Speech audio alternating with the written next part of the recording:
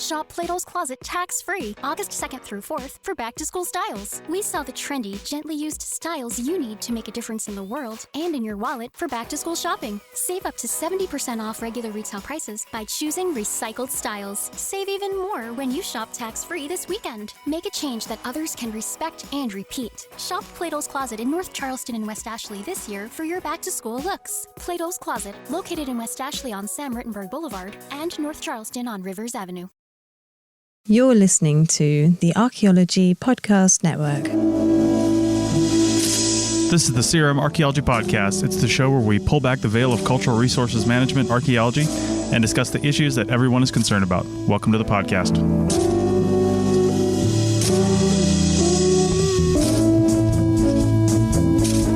Hello and welcome to the CRM Archaeology Podcast, episode 286 for April 17th, 2024. I'm your host, Chris Webster. On today's show, we talk about field schools and why they seem to be broken. So get your credit card ready because the CRM Archaeology Podcast starts right now.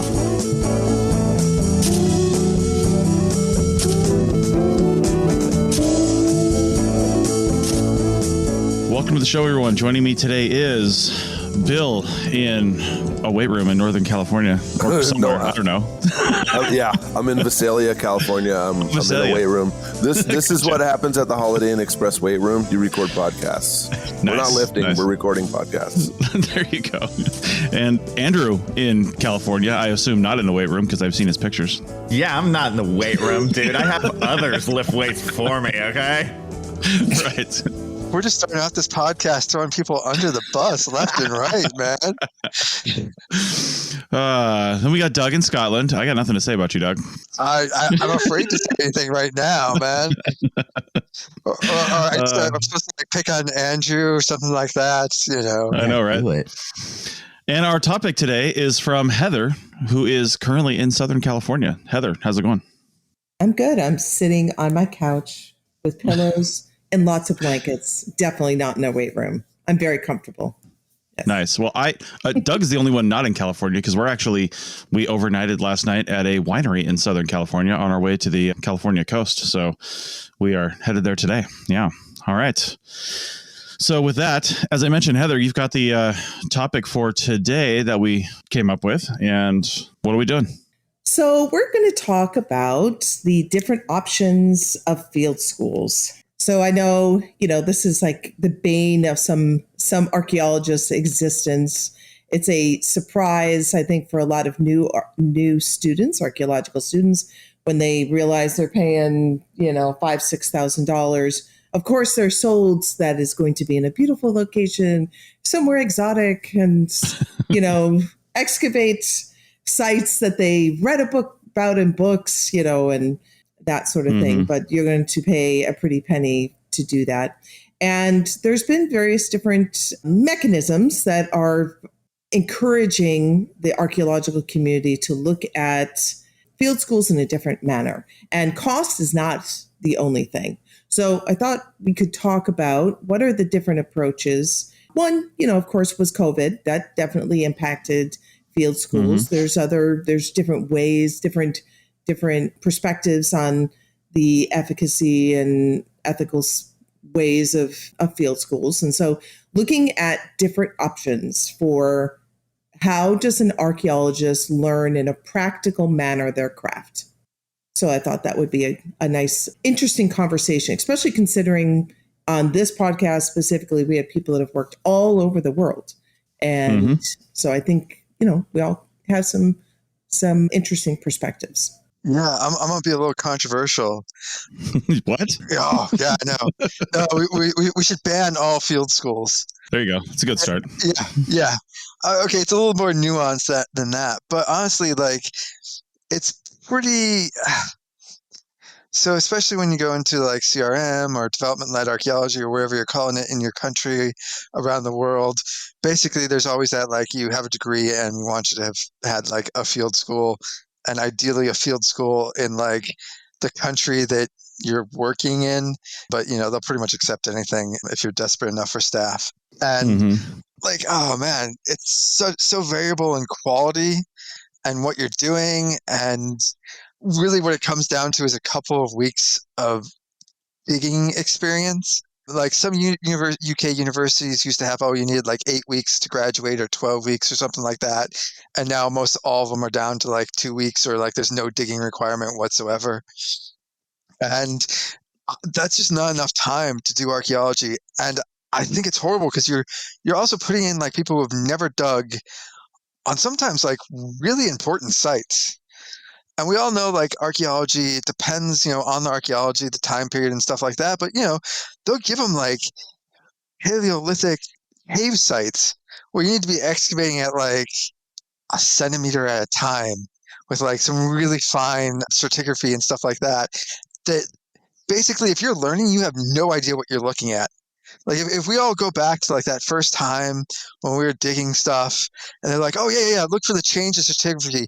And really all you're doing is you're still troweling. You're like, oh yeah, the change. I'm totally finding that as you just keep digging until you overdig and you hope you hit something different, or you don't, or you ask a million questions where you're like, has it changed? Has it changed? Or they point out something that obviously once you're a professional archaeologist, you can see. You're like, oh yeah, you can feel the difference with your trowel. But man, I remember going through like field school and being told that. They're like, yeah, can't you feel the difference? And you're like, no, I cannot. I have no idea what you're talking about, like the difference in soil and what I'm supposed to be feeling with a trowel and stuff like that. And you're basically dropping people in on like somewhat important archaeology.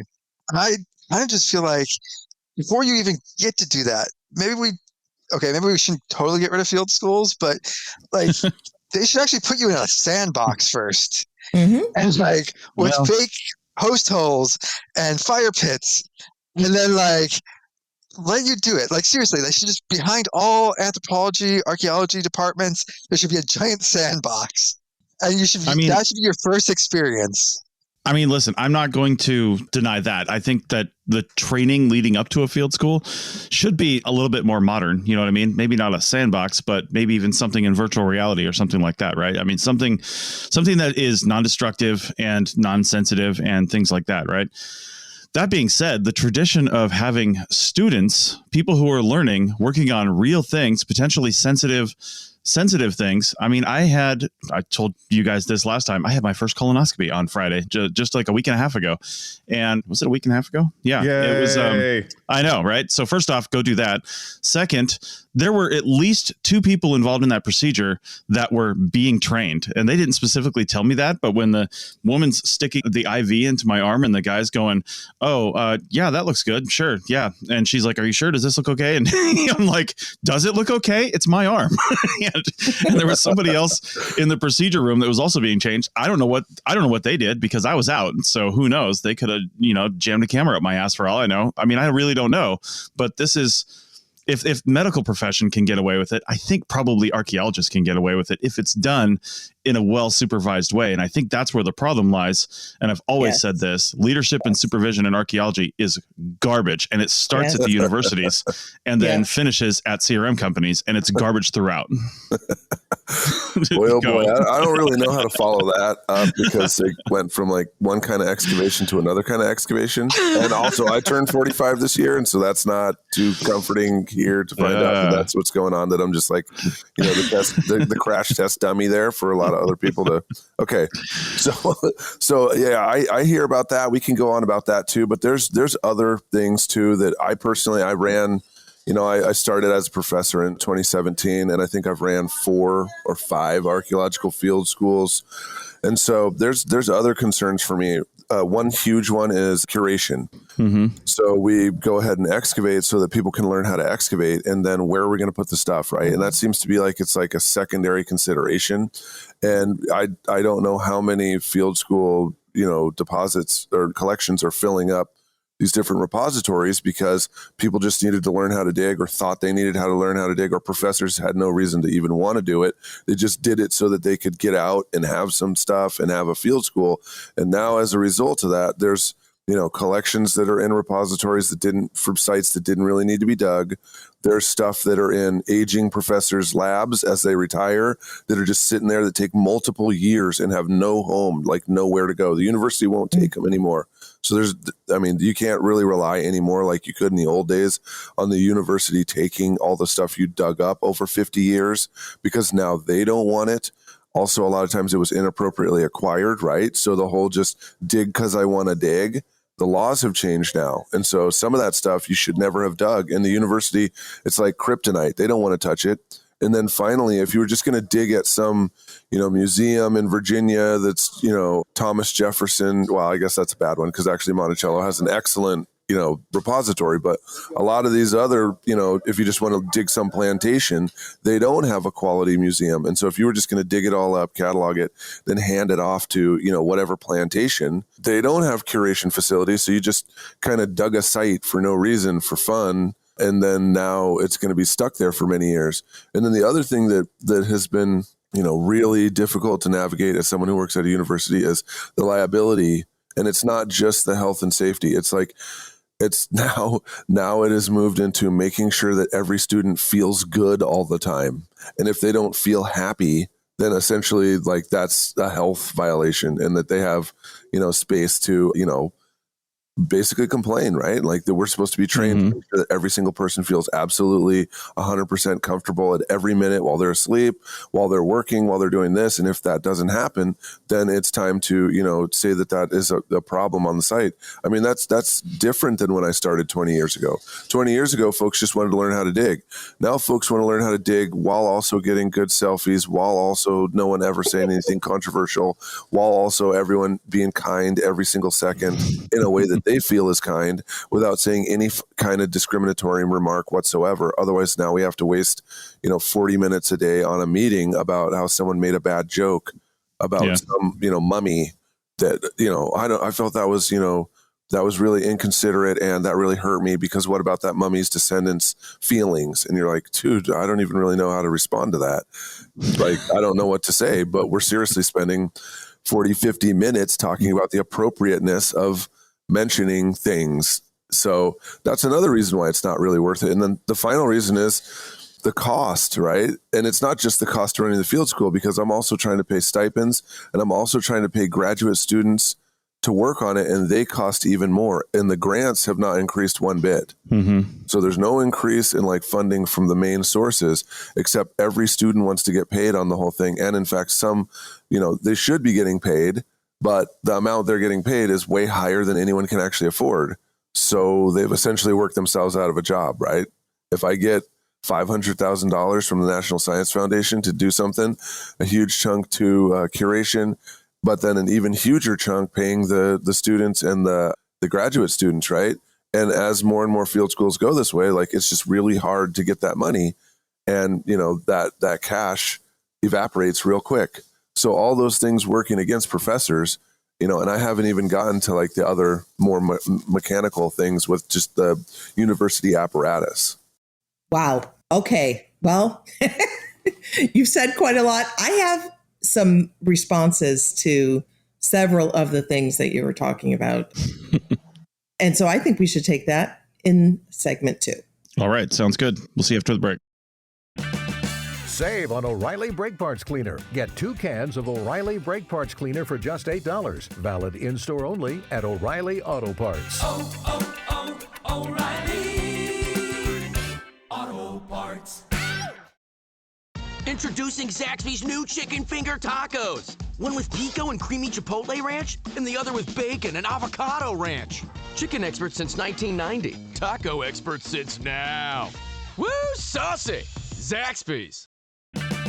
Save on O'Reilly Brake Parts Cleaner. Get 2 cans of O'Reilly Brake Parts Cleaner for just $8. Valid in-store only at O'Reilly Auto Parts. O'Reilly Auto Parts. Welcome back to the CRI Mark Podcast, episode 286. And we're talking about the, futility of field schools, sort of. But They're not futile. They're not futile. They're just it's like we live in a different world is all there is to it. Right. And I think we might have aged out of them. Yeah, maybe. Heather, you had some comments on the last segment. Go ahead. Yeah, I would just say in general first, and I'm just going to tackle the general and then one of the topics. In general, field schools, I think, are important if they're done correctly. Otherwise, the field school does not necessarily have to happen in the university setting. I think that, it's different. We have Bill and Andrew, the different altogether. But there's enough field schools out there that from someone who hires staff and needs to make sure that they're doing the work correctly, very few people who come from, who are in field schools are really learning anything that's helpful in the CRM world. And so it's especially if they are digging in another country. And that's not to say that the field school is a bad field school, but it's different. It does not help in the CRM world when you were, excavating in Egypt or Greece. Or England or Ireland. It's a different excavation method and approach. And so it's not helpful. The only thing that is similar is the general theory, right? And then digging. Like I can teach you how to put a shovel in a ground or a trowel. It's those things are not, and that's as far as it goes.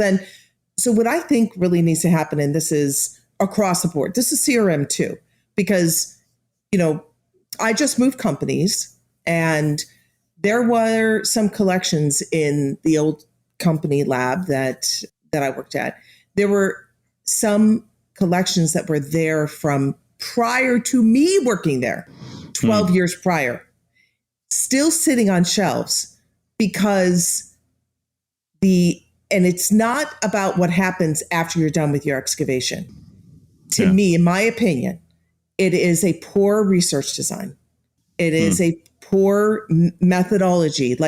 And just exactly what Bill said is that it's not even considered what's going to happen on the curation side. Now, I am seeing that more and more now in mitigation measures where they're really thought out. Somebody who thinks that way and is very, much more detailed is actually including these things in mitigation measures, which I think is a good idea to some degree. Sometimes they can be so limiting that it doesn't account for what happens later on down the road. And then you have a lead agency who's saying, no, you got to follow the mitigation measures exactly. Mm-hmm. And they don't work right for the project at hand. However, I do think that creating a research design that handles what happens with everything at the end is essential. Like you have to have that. I don't understand why somebody wouldn't be thinking that way, but yeah. So that has to be part of the research design. And I think reburial is our friend. Reburial to me should be, of course, in consultation with the descendant community, right? But I think reburial is really where it's at. It is what allows us to, you're putting it back where it belongs. Of course, it's not in situ anymore, but you are putting it back in the area that it originally came from. And having bags, I mean, you can have hundreds and hundreds of bags and boxes, whatever it is that you use, that just sit on the shelf and they're never looked at again. It's ridiculous. It should go back in the ground, in my opinion. But the number one thing is the research design has got to account for what happens with everything at the end.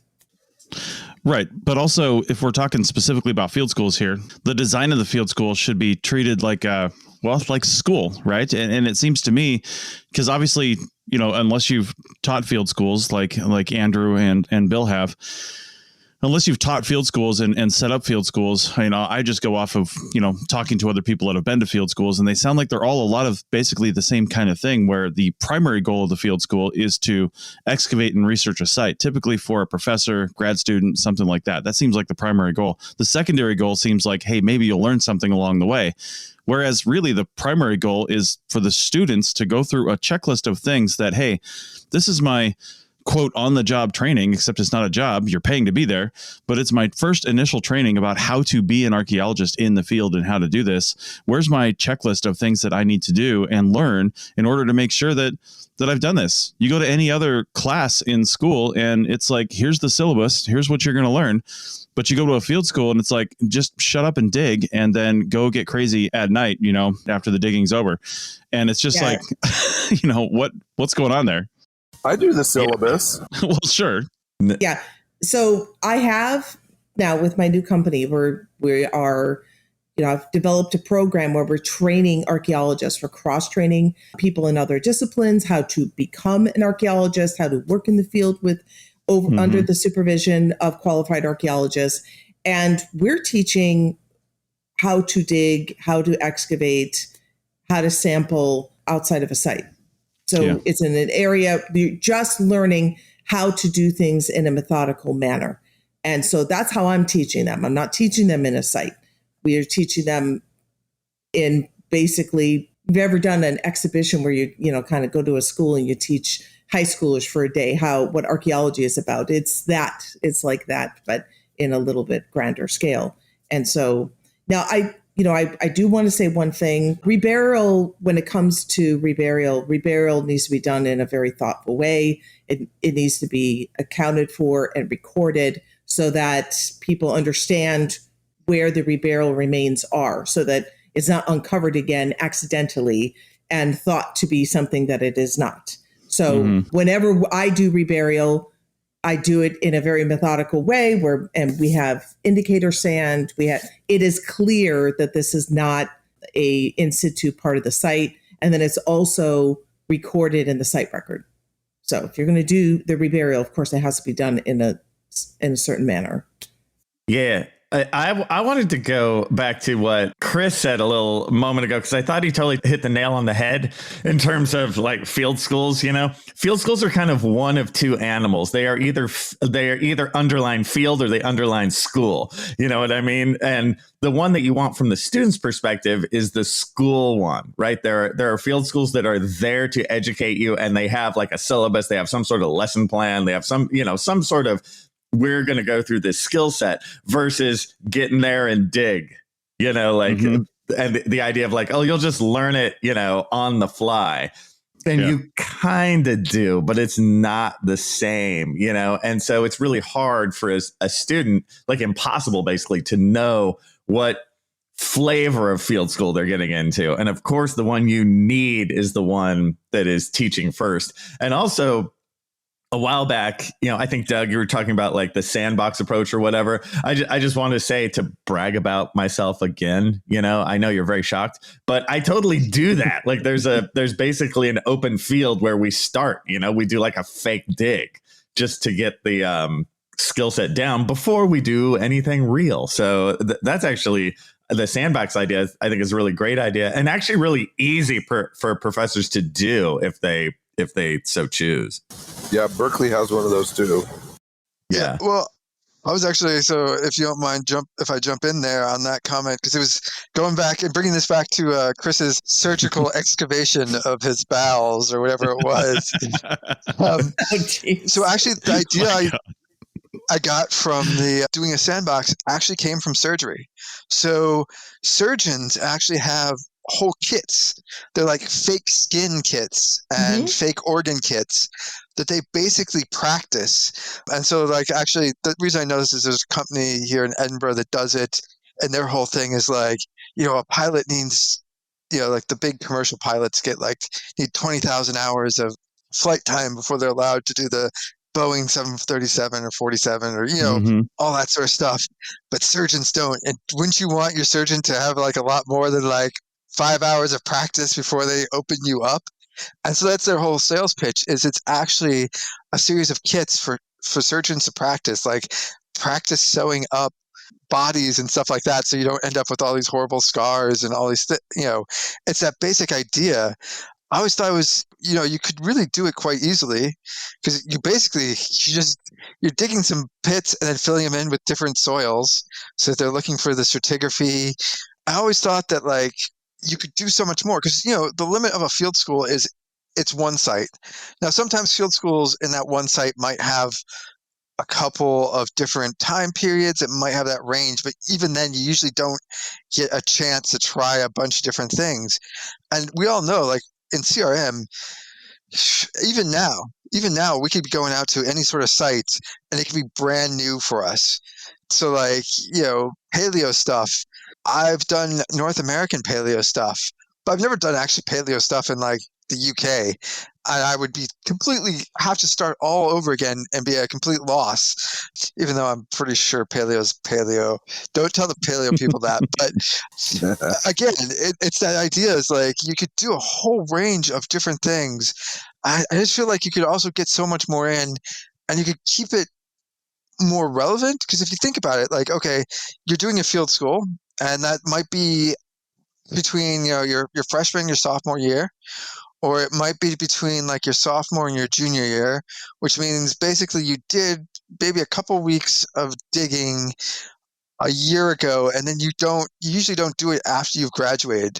So you've basically gone like, yeah, okay, technically you learned how to dig and you did a couple of weeks, but you've probably forgot most of that over a year or two. So by the time you actually get to the job, I don't know. I think there's a lot of loss there, and it would just be easier if, like, here's your diploma, and here's 20 hours of free dig time in the sand pit out back before you go to work or something, like a way to refresh your skills. And honestly, I know we're talking field schools, but we probably should also do this for like CRM as well. Because, you can go months, if not years, between like digging a particular site.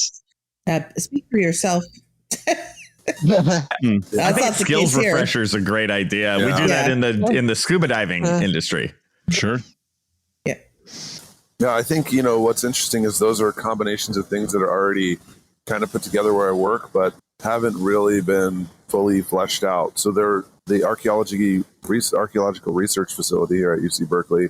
It's now in an old frat house. And so in the courtyard, they did an archaeological excavation and they left one corner of it still open with, replica artifacts, right? So there's, mammal bone, so there's cow bone, there's other stuff. There's, flakes and other tools that students have made that are modern. There's bottles and stuff that are antiques that are kind of in there. And so you practice mapping. They don't really dig in that, but they practice mapping in that thing. But the other thing about identifying artifacts from different, time periods, we have these kits that we take to elementary schools and show them these different kinds of artifacts from, indigenous California, Mexican and Hispanic colonial California. We have, ancient Rome ones. We don't really have paleo because there's a lot of sharp rocks in there, right? These are kids. But we do have, kind of replica ceramics, other things that are, similar ceramics that they might have found in Spanish colonial California, things that are replicas of projectile points and seeds and beans and other things. And then students go through an exercise where there's, a box that we create together that has kitty litter, unused kitty litter in it. I got to clarify, unused kitty litter.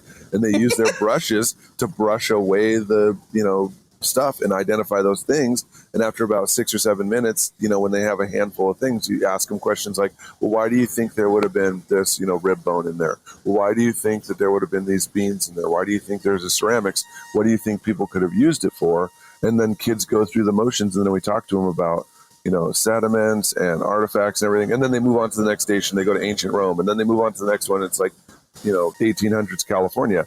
So if you could mix those things together, right, and then just teach students with these different sandbox things, but then they also have a mapping thing. And then, there's a massive lab full of, training collections that we have. They can actually see real, Mahalica and real things in the lab. Like that, I think putting that whole thing together could replicate a field school in a lot of ways. All right. Yes. Good points. I'm sure we've all got comments on that.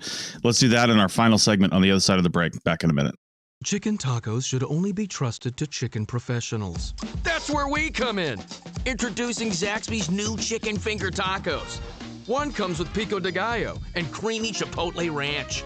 And the other comes with bacon, lettuce, tomato, and avocado ranch. Chicken experts since 1990. Chicken taco experts since now. Order yours today in the Zax Rewards app. Woo, saucy! Zaxby's. Is your vehicle stopping like it should? Does it squeal or grind when you brake? Don't miss out on summer brake deals at O'Reilly Auto Parts. O'Reilly Auto Parts. Chicken tacos should only be trusted to chicken professionals. That's where we come in. Introducing Zaxby's new chicken finger tacos. One comes with pico de gallo and creamy chipotle ranch. and the other comes with bacon, lettuce, tomato, and avocado ranch. Chicken experts since 1990. Chicken taco experts since now. Order yours today in the Zaxby's Rewards app. Woo, saucy! Zaxby's. All right, welcome back to the Sierra Mark Podcast, episode 286. We're talking field schools. And Doug, you have some personal experience you want to relate to the audience. Well, it was off of Bill's sort of different ways of doing it. And weirdly enough, just what he was describing on ways of going about it reminded me of actually high school. So I was lucky enough that it was a massively large high school. We had 3,000 plus kids. And one of our teachers was he used to do CRM. And so he taught an anthropology and archaeology class that we could take as some of our electives. And one of the things that he had us do was broke us up into teams, and then we actually created situations or civilizations or whatever you want. We basically create an archaeological site. At the time, like the high school was out in the middle of the mesa, out in the middle of nowhere. And basically each group would go out and we'd like create artifacts, bury them, and then the other team would excavate them. And then the different teams would compare and be like, all right, so this is what we excavated, and this is the story we think we came up with, and all that sort of stuff. Obviously, because like we're in high school and you were trying to, we knew very little, and you were actually trying to create what you thought the evidence would be. All the stories never lined up, which is a fun exercise because like, the one group would be like, oh yeah, we thought this was this. And you're like, yeah, actually, no, 100% totally different and stuff like that. But it was actually a fairly interesting exercise. And it sort of reminded me of what Bill was talking about. It could be something that, people can do with projects is you actually have the students think about, it is a pretty good exercise thinking about like what would survive, what would you think the evidence would be, and then seeing if actually someone else can see that evidence and interpret it in the same way. I suspect it'll be fairly similar to what we ended up with, which is completely different, wild stories, not related at all to what we thought it was going to be. But there are a lot of ways where you can engage students to actually create the very sites that they're going to be excavating and get the practice that way. Andrew does a really great exercise in his class where he has, it's funny because if you have no idea what's going on and you haven't been told, you could get yourself into a lot more work. But so he tells everybody to, let's have dinner together. Everybody bring your food. We're going to, I'll lecture. We'll have kind of a informal type of class but we'll have dinner. Like everybody bring your dinner and it'll be fun. And then you show up and then you eat and he's talking and then he says, okay, nobody throw anything away. Now, I don't know if you've changed what I have a little, but like I don't shock them anymore because dude, Heather, I'm just like too popular and my classes were getting too big. But the idea is the same, right? The idea is basically to record. I call it the lunch project. It's like to record the remains of your lunch. So you got to stop, like put it down, and then your like wrappers or whatever. You got to like draw your wrapper to scale. You got everything. You got to list all the attributes and all that, and then you do a little like 2-paragraph summary of what does this tell you if archaeologists were digging 1,000 years in the future? What does this say of this culture? Your granola wrapper. Yeah, that one goes pretty good.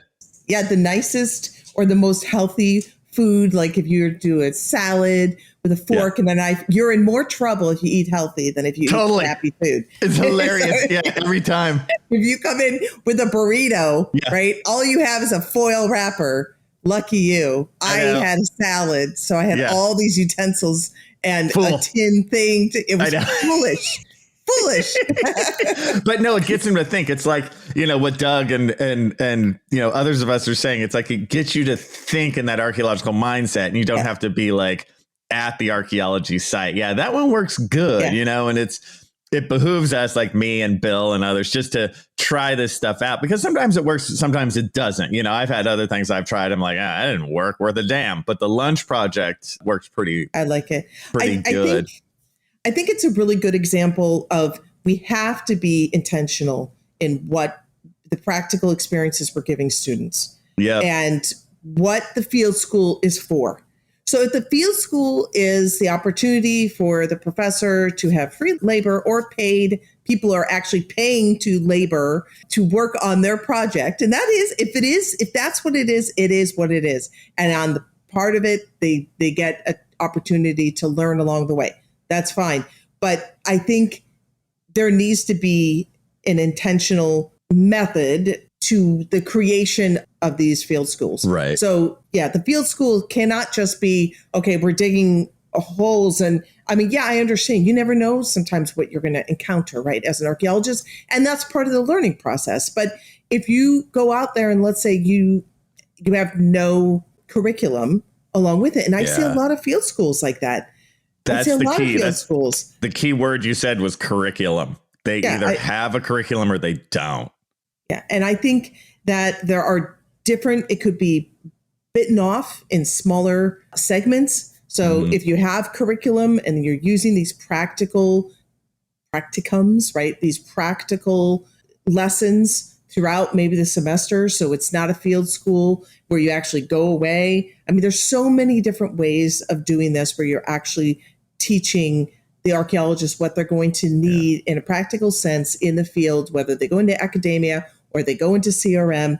And in CRM, I mean, I can tell you there's so few schools that are teaching soils and what it is that you're encountering. How do you read the soils? How do you describe the soils? You know, right now, because I'm cross-training certain disciplines, oh my gosh, I love geologists. They're perfect every time for cross-training archaeology. Every time. Yeah. My entire career, I've had students who were in geology and they kind of, crossed over to our side or kept both going, Yeah, I do think it's important as we talk, like, again, archaeology is so far behind academic archaeology in terms of teaching this stuff. It's kind of sad they won't do that, just nuts and bolts fun sort of sandbox thing. But I do want to say the best of all is if you have the two-stage approach, is if you do the sort of sandbox, the lunch project stuff, but then work at a real site too. You want, like, if I'm creating the world's most perfect archaeologist, I want all of it. I want the skill set to be in there first, but then I do want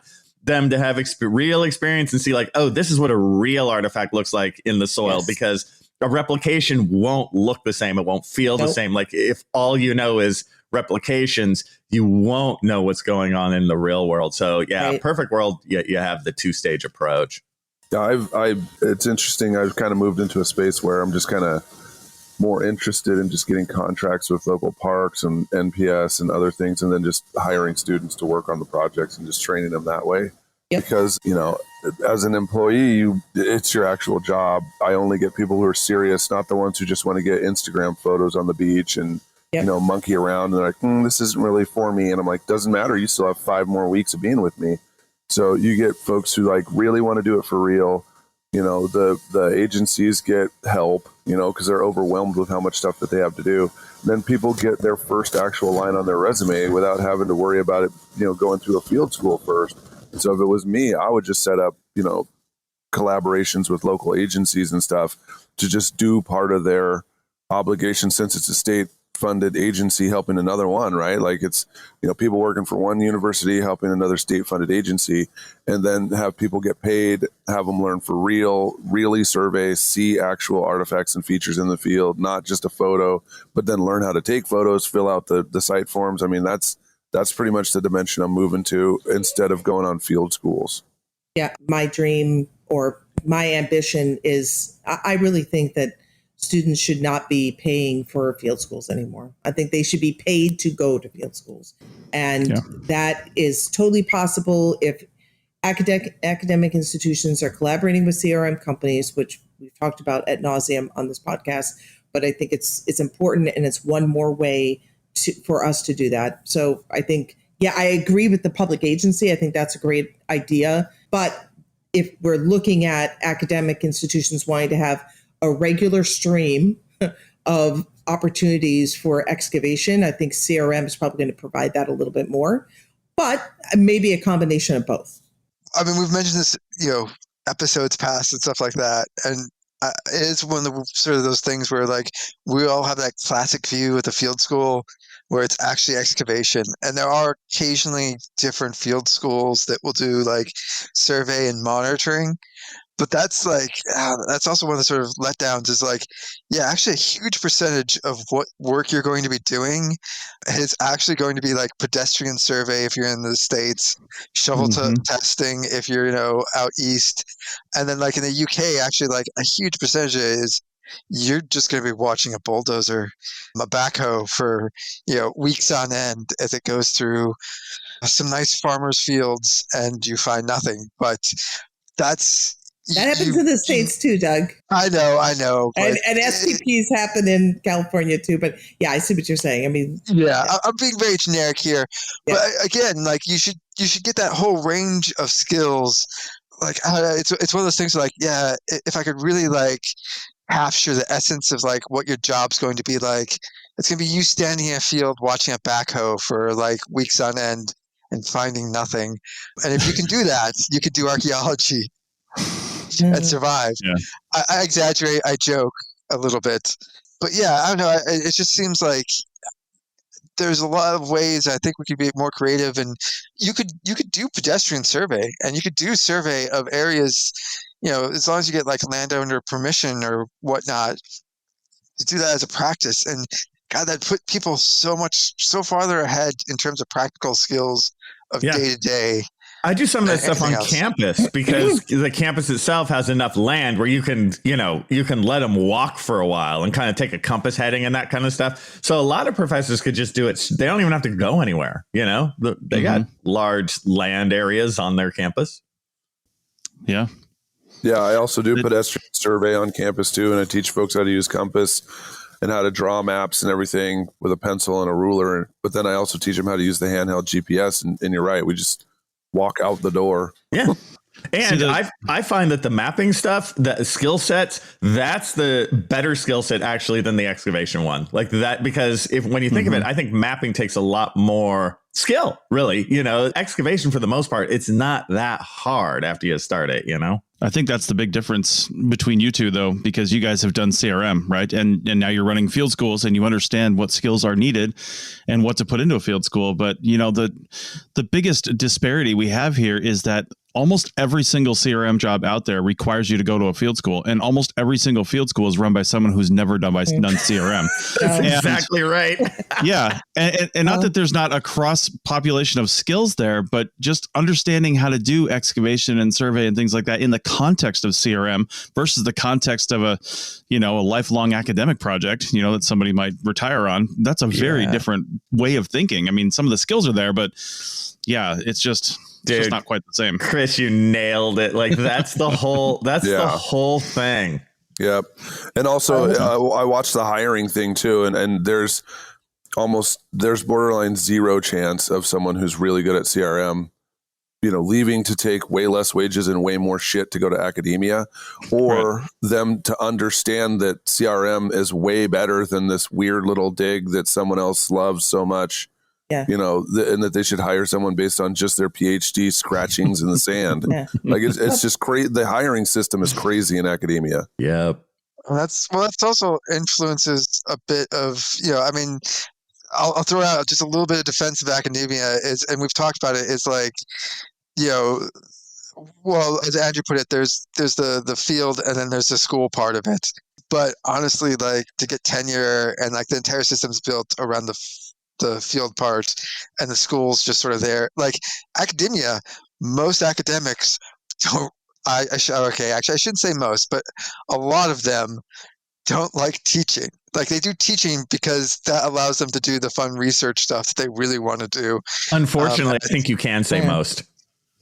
Yeah, I don't want to, but I really do think like teaching just sort of tacked on as the day job. I think that unfortunately just permeates down into across the entire discipline, across all departments, and all the motivation is basically you have to publish, you have to do this, and that's the fun part, is the digging. The fun part's not doing the curation. No one likes to do curation except curators. That's a whole different discipline. There's all sorts of stuff. It's basically built so that it's meant to be field, not school. So I agree, but I think there's an opportunity. You don't need to bring on somebody who's CRM that's going to quit their CRM and the money that goes with CRM. Although you hear all the time there is no money in CRM. That's not true for those that are listening. I don't know. I don't see why institutions don't bring in, and I have seen it. It does happen where they don't bring in CRM professionals to teach one class, or CRM professionals who understand the regulatory side of things to teach one class. Because they should. Yeah, just like Doug said, teaching is the extra thing. None of us are teachers. Yeah. No. What I'm saying is, though, if the curriculum, right, they're setting up a curriculum for archaeology. Now, the fact that it isn't like this, that is what it is, but it should be like this. Like you have these programs, Sonoma State, right? They have a CRM specific program. They should be bringing in actual CRM professionals who are seasoned CRM professionals who've been working in it for a long time, who understand the regulatory side of things and how CRM fits in the regulatory process. And they should be teaching a class specifically on that. One class, that's all it takes. Nobody has to give up their CRM job. And then you getting an expert who's in it right now, teaching the students that aspect of what they're going into. Like if you're going to prepare people, that's what you should be doing. I think you're right. And I think Sonoma State actually does have people. It's everywhere else, right? It's like where I work. Right. I don't know about where Andrew works, but yeah, it's the same. Yeah. But that's like the part of the teaching though is they have to do that to get paid. Like if you're giving over, I know you're saying just one class, Heather. Right. I totally agree with you. I think, and we're all on the same page. And so it should be not what it is. But I do think part of that is one, they don't, if they've never done CRM, they don't actually, like, you don't know what to hire. Like, if I wanted to go out and hire a philosopher, I don't know where I'd start. I don't even know if I need a philosopher. I probably do. But, like, it's that same sort of concept of, like, they have no idea. And then there's always that risk of, like, they need to teach certain courses. Who's going to take their time, spend extra time to go find someone to teach a course that they're not going to get credit for, that's not going to count towards their tenure, not going to count towards their paycheck. Unfortunately, I think there's a lot holding it back of what it could be. Yeah, I would say just one last little thing that I also noticed the flip side of people in CRM might not necessarily be very good teachers either. Like I've seen that where, they don't know how to or take seriously making a syllabus or that kind of stuff. They're out there just like there are everywhere, but that can be a thing. We're giving all these excuses. It doesn't have to be that way. If we sit down, we're smart people. We're not like, if we sit down and we're actually thinking about what is getting a degree for? It's to prepare you for getting a good job. That's what it should be.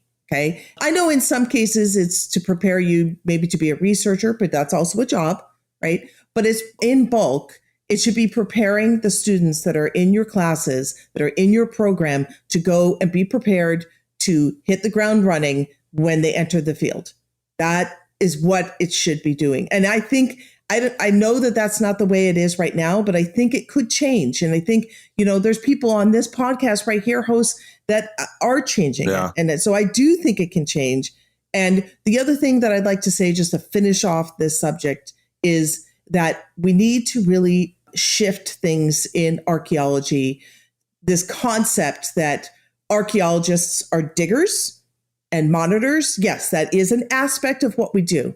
But if you, as a professional archaeologist, are working towards, you want a long-standing career, you should not be focusing on monitoring. Monitoring is important, and it should be supervised, and it should be considered an important aspect of the job. But it's not just monitoring, and it's not just digging. We want people to be shifting as in their careers into something that is much more complex than that. This concept that people want to become an archaeologist, and I think it's because that's what they've been told. They become an archaeologist and then they're just going to excavate. That's what they want to get paid incrementally more every year, a lot of money to excavate. That's all they want to do is dig and excavate and be in the field. Well, if you want to have this as a long-standing career for your health and for as a professional, growing as a professional, you have to be able to write. You have to be able to understand the regulatory process and work within the regulatory process. There's so many skill sets that can prepare you for a good, well-paying job in this discipline. And if you're stuck in this mindset that an archaeologist is an excavator or a monitor, you're being short-sighted and you're not going to go very far in this business. So I think that, again, these field schools need to teach more than just excavation. And it's maybe not field schools, but maybe there should be separate field schools for this regulatory process. Maybe that's where it's at. If we're not going to have a separate class with separate adjunct professors that come in from the professional side, maybe then the field class should be a specific regulatory field class. That's how it needs to happen. But I just think in general, we need to rethink this.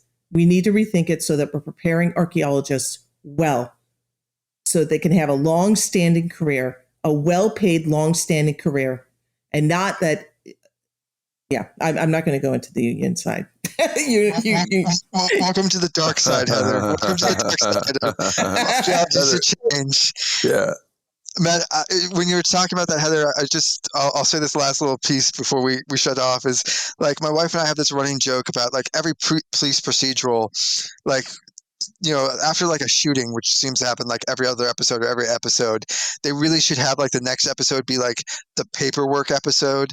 Because, you know, what you don't ever see is the massive amounts of paperwork. And actually, like, if it was real, like, there'd be a shooting in the first episode of a season, and the next 8 episodes is just them stuck in a room doing paperwork and talking to lawyers. Right. But yeah, we also, like in archaeology, we're in the same thing. We're always, excavation, as it were, is the shootouts, the fun, the police, the arrests. But we never actually do any of the paperwork. Well, and there really should be a paperwork field school. There should. Where you get locked into a room for eight weeks straight. It's not that boring. I call me a nerd, but that's actually the fun part. But anyway. Bill, did you have one last comment? Yeah, well, the only thing I wanted to say is, folks who are listening to this, all of us here, we're empowered to make this thing the way we want. Yes. Don't sit around and wait for universities, and don't wait for your CRM company, their boss, to somehow get it. Right? Like, don't think that somehow money is going to materialize from a CRM company, because they're always whining about money and they never buy assets. And it's like a whole company that never buys assets and then just cries about how they don't have any revenue. Not all of them. Just make sure that, you know, if you want it to be this way, you find the folks, you put it together, and, you know, they're never going to pay you to get the change that you're looking for. So, you know, professors aren't doing it. Here's a whole network of people who listen to this podcast. There's plenty of people. You can join the APN, connect with them. You can find folks in your area to teach you these skills because your school's not doing it. Don't waste your time pushing your professors to hire quality folks, because there's no incentive to get anyone who doesn't just do razzle dazzle, grant funded, you know, epic stuff. So, you know, they don't get it. They're never going to get it. I've been here for, 7 years at Cal. My department will never get it when it comes to hiring people who are going to teach functional skills to get people jobs. I'm telling you, from the inside, man, you'll make way more change on the outside doing what you need to do to get what you need to make it in this world than waiting for someone like me who's got a pension, salary, and all that stuff. And, there's no motivation, nothing. I will get no penalty from teaching people just gibberish. I can do it for until I decide to retire, eternity. Yeah. So don't wait for me. Don't wait for others. Find folks on the outside, build your own thing, use the APN, use social media, use whatever it takes, meet people in real life, learn skills, get work, get jobs. Amen. Can I get an amen to Bill there? Yeah, indeed. All right. Well, hey, if anybody listening to this has any comments, we'd love to hear those. Post this on social media. We don't generally do that because we're on the show and, pages don't generally like that. But post it wherever you're wanting to hear some comments, and then also respond to us at the APN. So arcpodnet.com. All right. With that, we will see you guys next time. That's it for another episode of the CRM Archaeology Podcast. Links to some of the items mentioned on the show are in the show notes for this podcast, which can be found at www.arcpodnet.com/CRMArcPodcast. Please comment and share anywhere you see the show. If you'd like us to answer a question on a future episode, email us. Use the contact form on the website, or just email chris@archaeologypodcastnetwork.com. Support the show and the network at arcpodnet.com/members. Get some swag and extra content while you're there. Send us show suggestions and interview suggestions. We want this to be a resource for field technicians everywhere, and we want to know what you want to know about. Goodbye. Yeah, see, that's edited out. It's cut. It's done. What do you mean it's cut? Well, just get goodbye. Or do you need a third take? Goodbye. I'm going to give you all sorts to work with, Chris. Bye. Mm-hmm. Adios. Okay. See you guys next time. Adios. Bye. You're all doing it now? Can I say my piece so we can get it on the recording now? Yes, please. All right. Thanks to everyone for joining me this week. Thanks also to listeners for tuning in, and we'll see you in the field. Goodbye. See, Chris, we took Bill's speech to heart, and we didn't wait for you to do it. We went out there and goodbyes. That's right. You know, my wife's editing these now, so you just gave her a ton of work. I'm just saying. No. Sorry, Rachel. Sorry. Leave this in, Rachel. Leave this in. I Leave it in 100%.